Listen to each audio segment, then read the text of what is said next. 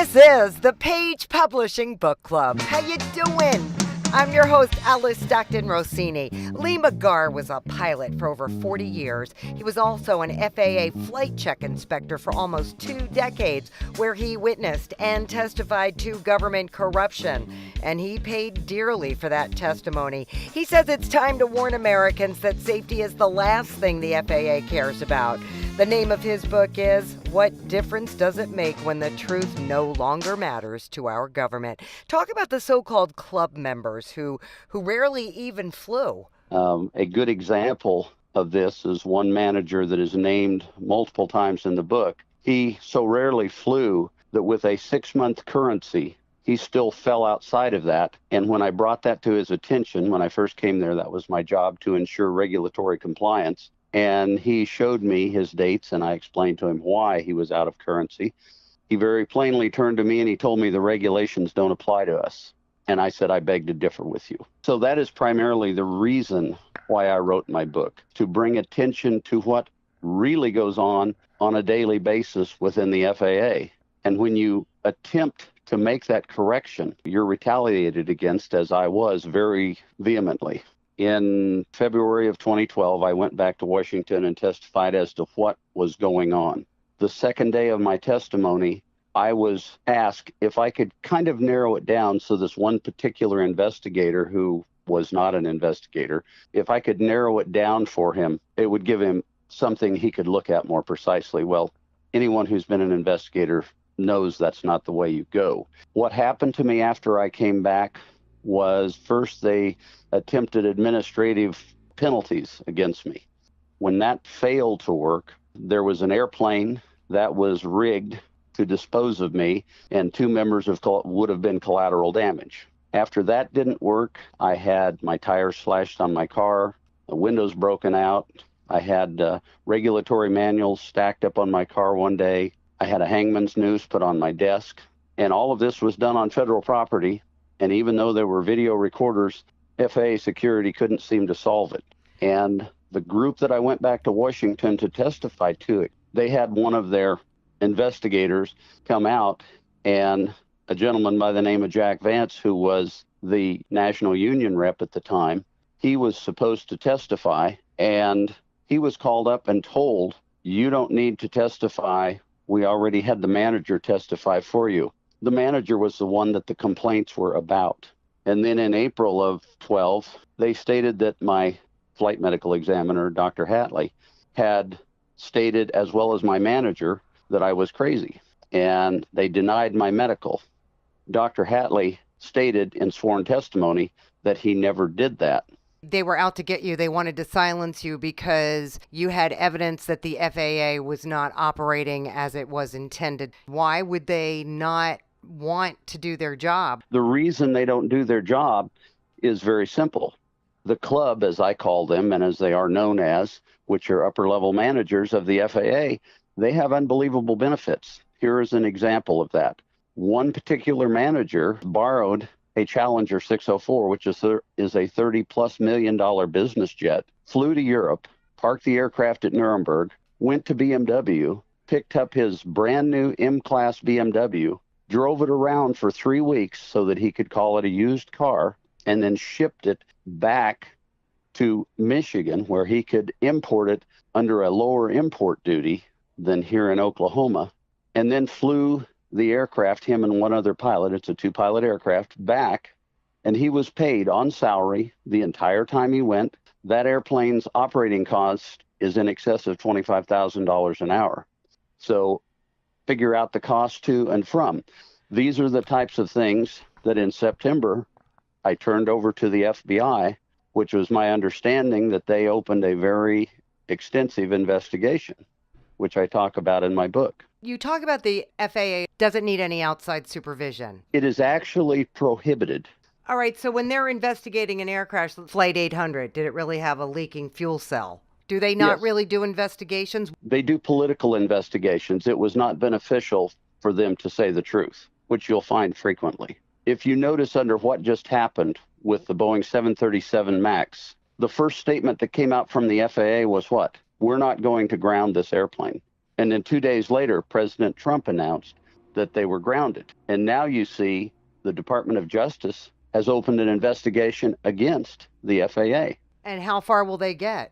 Your guess is as good as mine. I'm hoping that they go in and look at what really is occurring. And I don't know this for a fact, but my firm belief of watching the FAA operate, and I can give you a prime example back in 1997 when I was a safety inspector, what happened when I handed down emergency revocation for Korean airmen. There was a contract with Boeing between Asiana Airlines and Boeing, and they, Western Pacific region of the FAA, terminated the revocation orders for those Korean airmen who had falsely obtained an American airline transport pilot rating.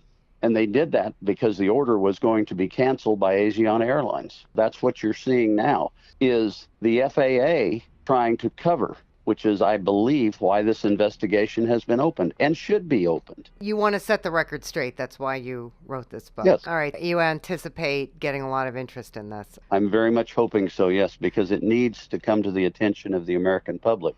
Man, that is some food for thought, Lee. Thank you. Mary King is a nurse living just outside of St. Louis who has published her first book entitled For the Good of the King. And, I always ask people, what'd you do? Wake up one day and decide, hey, I'm going to write a book. Most people say no, but not Mary. Yes. No way. Seriously? That's the way it Yes, I happened? did. Uh-oh. Now, Yes. you tell me how that happened. Well, I love reading all kinds of murder mysteries, and I watch, the ID on television and that. And so I thought, I know how I like my murder mysteries. I like to read, how intense I like to watch. I like to read a book every day, every weekend. I get a book and I'll read it. And I like them to be fast, and I like them to be interesting so I can hurry up and, read it and get through it. And I want to hold your attention the whole way, and I want to change. Whenever you get to the end, I want it to end not what you're expecting, that you're not thinking about, oh, I know how this is going to end. That's not easy to do. People spend a lifetime trying to write like that. So how is I it? know. I just sat down and did it. I just, I knew what I wanted. I knew the plan that I wanted. I read a lot of James Rollins and Greg Iles, and I kind of used James Rollins' format to how he goes back and talks about something in the past and then comes back, and that's what I used as mine. My husband wanted a little mystery and intrigue, so I put that in there. And I don't know if everybody catches that or not. Matter of fact, only one person that's read it where I work has said anything about it. She's picked up on that. It's about a young lady and her boyfriend. They were getting engaged at a restaurant, and they sit there and spend almost all evening there. The restaurant's getting ready to close. They get up to leave after he had proposed to her and give her a ring. And as they were leaving, 3 guys come in to rob the restaurant and took them hostage, ended up torturing them, killing her boyfriend, and left her for dead. And she made it through, and then she was decided that she would never be helpless again, and that they would, nobody's ever going to get her in that situation again. So she took karate lessons and all kinds of stuff, jujitsu. She did a lot of running. She did fitness, and she got her body back up to par. And she took revenge out one at a time.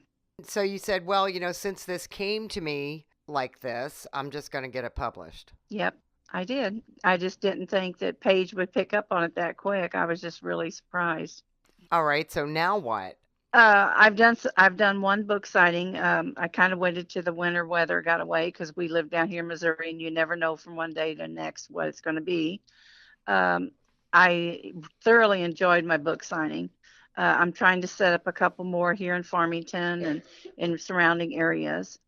Kind of just going by word of mouth right now, but I've also noticed that, and I've learned a lot from the book signing that I went to. A lot of people had props, and I've got my props ready for this book that I have, and I just think it's really cool. I really hope that I can. You crack me up. What kind of props? This includes a crane that you lift things with inside a warehouse, and there's 3 barrels involved in this. So I got my grandson's crane and I got a barrel from Three Monkeys that used to be the game, and I painted it brown, and it's going to be on the table. And then I have the little root beer barrels that was candy, and I have that on my table. Good for you, Mary. Every little bit helps. Thank you. As a marketing consultant for a software company, Richard DiSammartino lived and worked in Hong Kong for many years. He got to know the people, the culture, and a history buff by nature. He was fascinated by the handover of Hong Kong back to China. So he wrote a fictional account of that historical moment entitled 99-Year Lease. Man, you must have loved doing the research on this. It really, really was. I had a lot of opportunity to do a lot of local research, and plus there's so much written about it. Some obviously different points of view from the Chinese point of view, the Hong Kong point of view, and the British point of view. The British version makes it sound like they were doing the Chinese a favor. The Chinese version makes it sound like the British were forcing themselves on the Chinese because they were trading silk and tea, but the Chinese would only accept silver. British currency was worthless.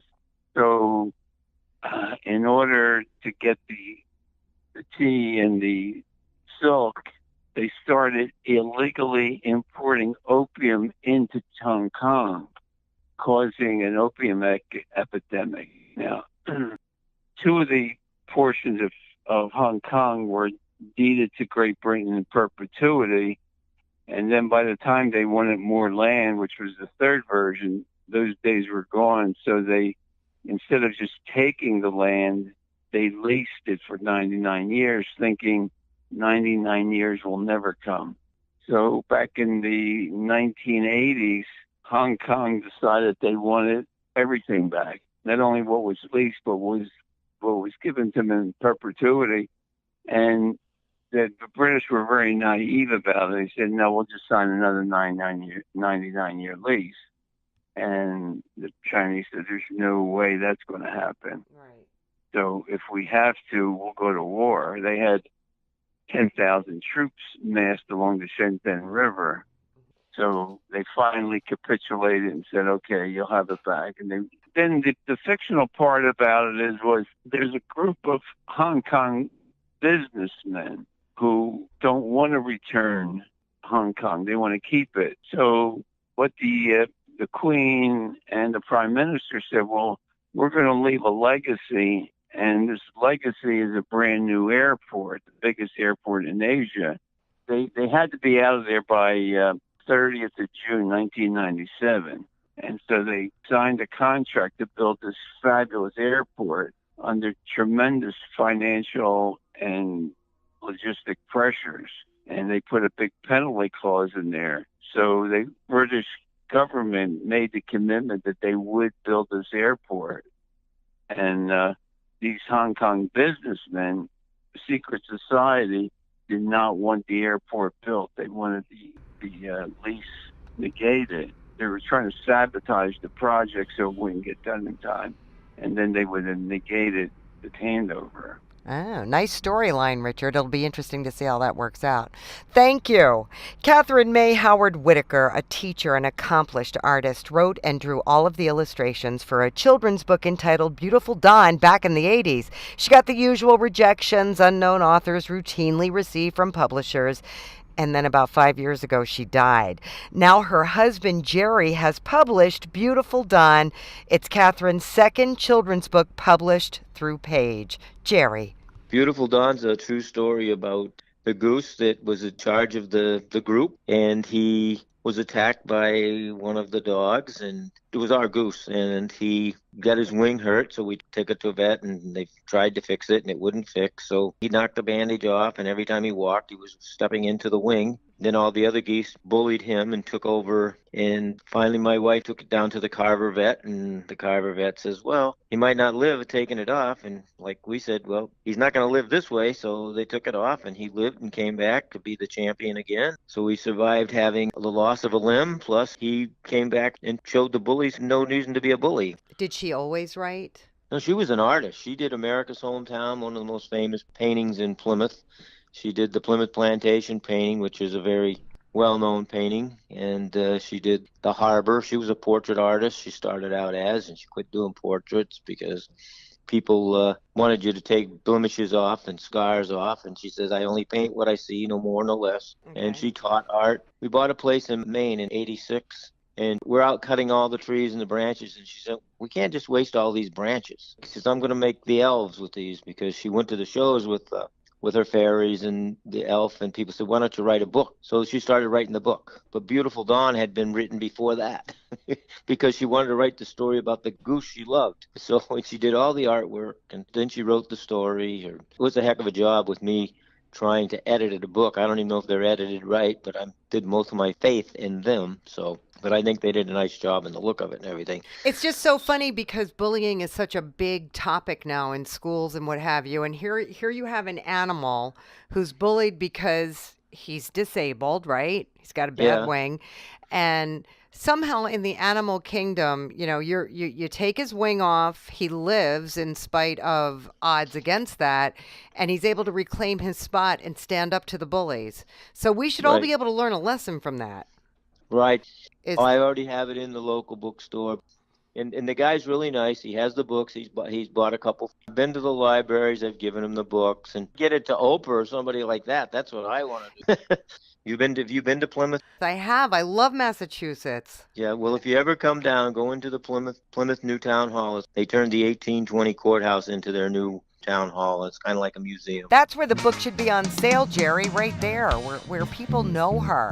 All right, I wish you the best of luck. We have got to take a very short break, but we are coming right back. This is the Page Publishing Book Club. Attention all authors. Page Publishing is looking for authors. Have you written a book and want to get it published?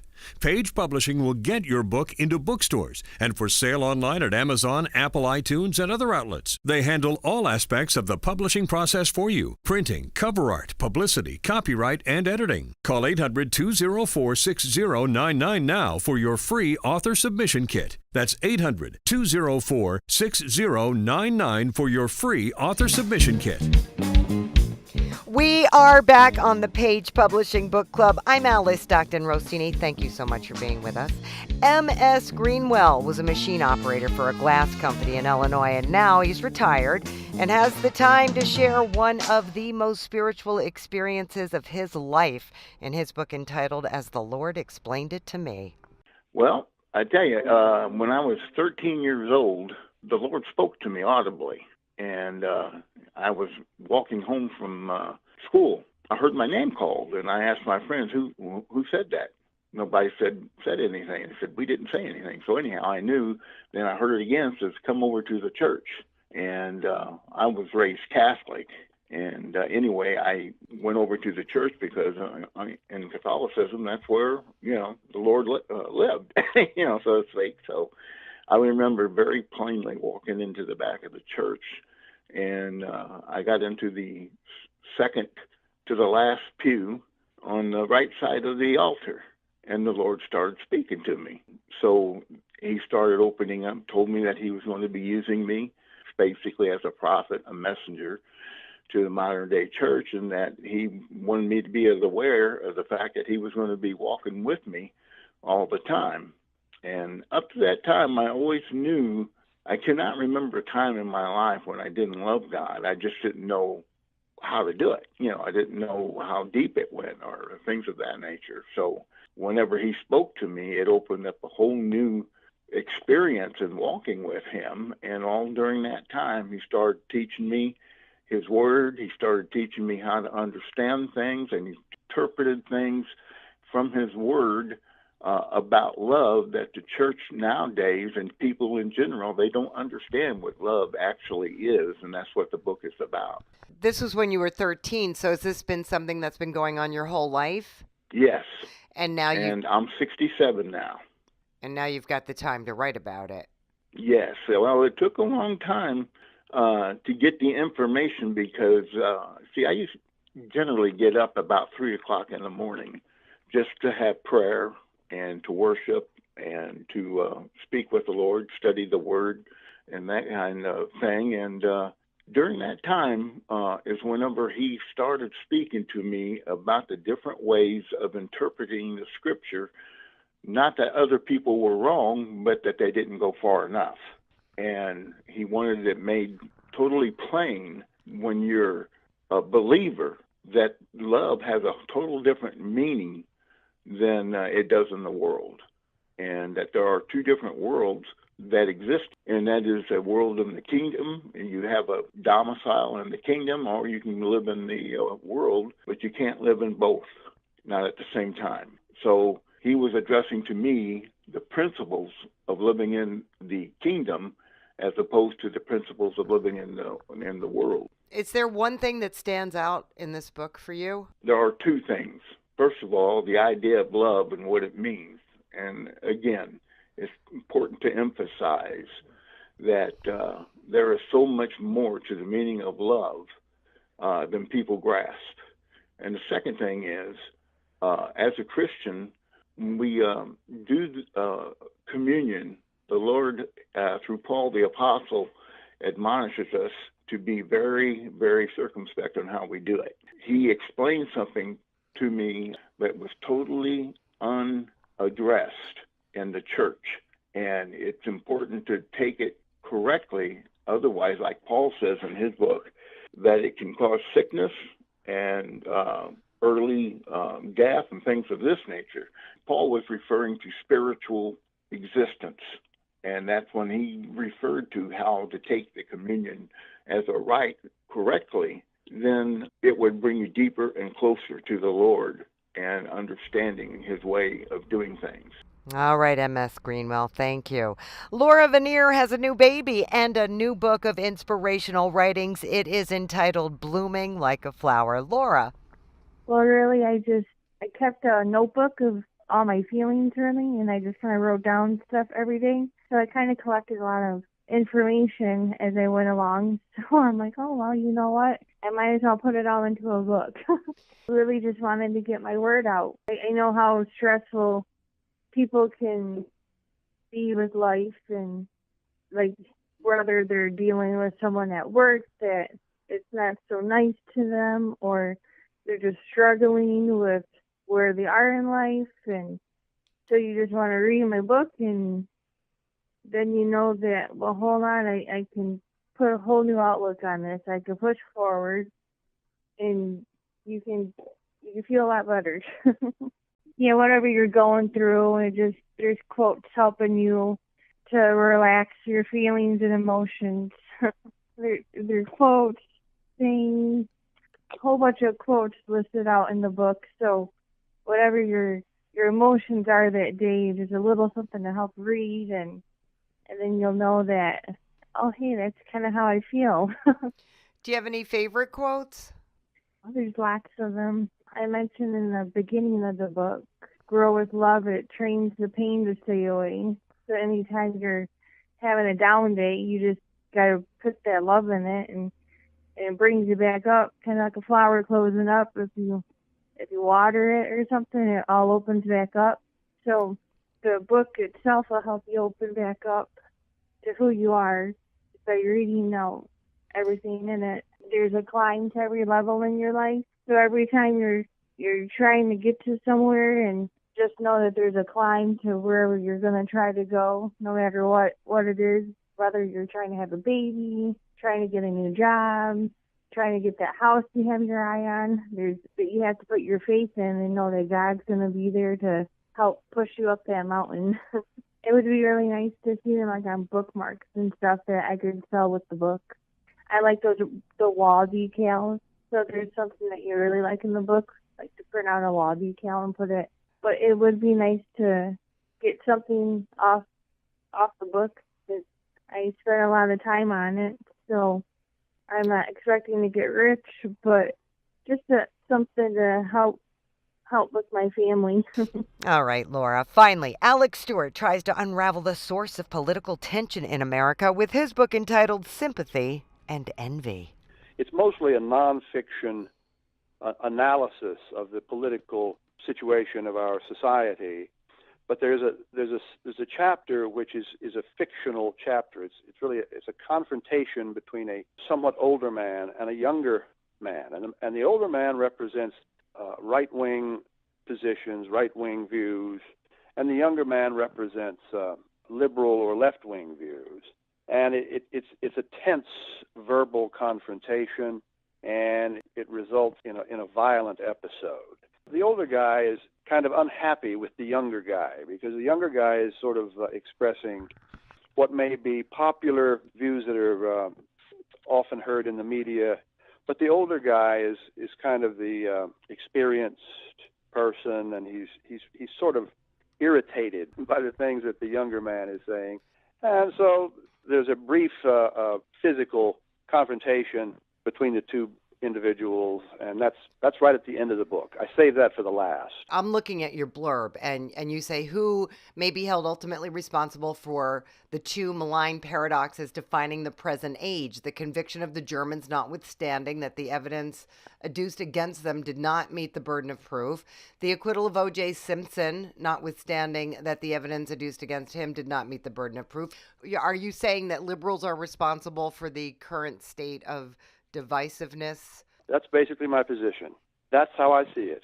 And then you present arguments to support that. Oh, yes. What makes my book different is it's more philosophical. I use an evolutionary argument, a Darwinian argument, the arguments of natural selection and survival of the fittest and those concepts. I was reading The Origin of Species while I was writing this book. Some of the ideas are Darwinian. There's a conflict between the majority of humanity and the minority of humanity. But the minority of humanity are the most gifted and most talented and most productive members of society who produce all the things that the entire human race uses, like telephones and televisions and electric light bulbs and automobiles. But the majority are less gifted than the minority. Are the majority the liberals and the minority the Republicans? It's a little more complex than that, but that is the basic idea. All right, Alex, thank you. And thanks to all of our authors. Will you be next? You could be. All you have to do is put that book idea in your head on paper and anything can happen. Just saying. If you missed anything on this show or any show, go to 710WOR.com and download the Page Publishing Book Club podcast. I'm Alice Stockton Rossini. Talk soon.